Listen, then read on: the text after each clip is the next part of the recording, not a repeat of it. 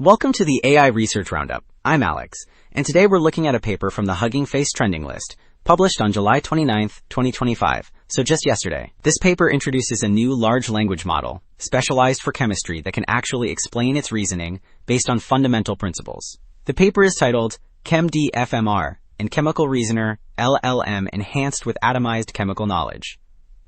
And as we'll see, this new approach leads to some really impressive results. The key is training the model on what the authors call atomized knowledge, which is basically breaking chemistry down into its smallest pieces, like functional groups.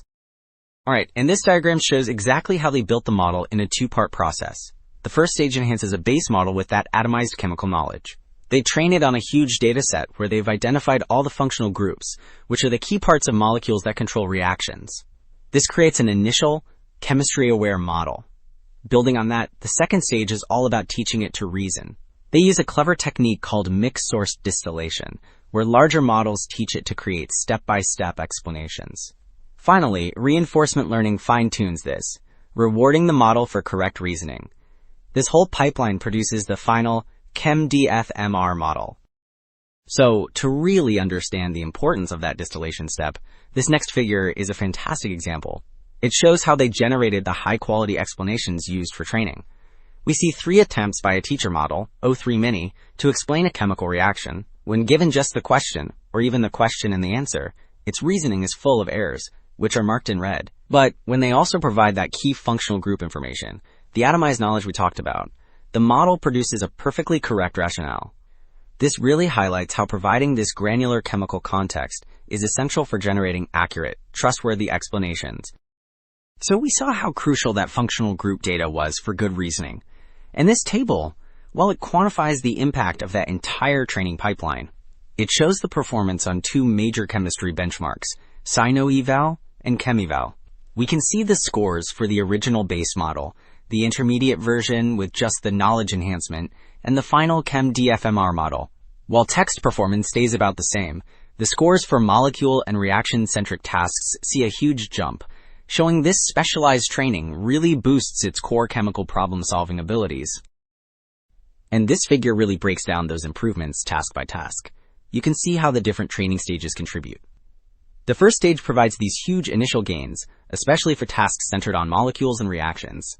Then, the second reasoning stage adds more focused improvements on top of that. What's also clear is that for tasks involving numerical prediction, like calculating a reaction yield, the final model doesn't always outperform the original. This insight shows the specialization was very effective for chemical logic, but highlights numerical skill as a distinct challenge. And to really see that chemical logic in action, this next example shows a typical output from the model. It's a reaction prediction problem. The model is given reactants using SMILES, which is just a way to write down a molecule structure as a line of text, and it has to pick the correct product. But look at the part inside the think token. It correctly identifies a protecting group, which is like a temporary shield on part of a molecule, reasons that the reagents will remove this shield, and then correctly selects the final product. This transparent reasoning is exactly what makes the model so reliable and useful for researchers. Now that we've seen an example of its reasoning, this table puts that performance into a broader context. It compares ChemDFM-R against other specialized chemistry models and even top-tier general models like GPT-4o04 Mini. The results are split across 2 major benchmarks, SciNO-Eval and ChemEval, focusing on text, molecule, and reaction tasks. What's striking is that ChemDFM-R achieves state-of-the-art results, especially on ChemEval, where it gets the top score overall and dominates the molecule and reaction categories. This really proves the value of its specialized training. So, to wrap up, this work really shows that embedding deep, atomized knowledge is key for scientific AI. Their specialized training created a model that not only sets a new state-of-the-art for chemistry tasks, but also provides the transparent reasoning needed for true human-AI collaboration. That's it for this episode of the AI Research Roundup. I'm Alex. Thanks for listening.